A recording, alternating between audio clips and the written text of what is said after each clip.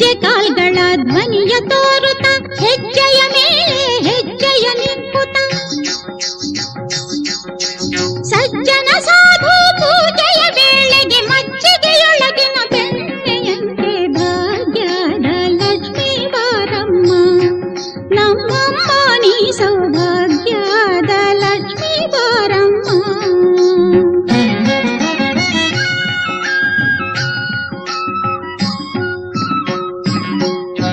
ಕನಕ ವೃಷ್ಟಿಯ ಕರೆಯುತ್ತ ಬಾರೆ ಮನಕ್ಕೆ ಮಾನವ ಸಿದ್ಧಿಯ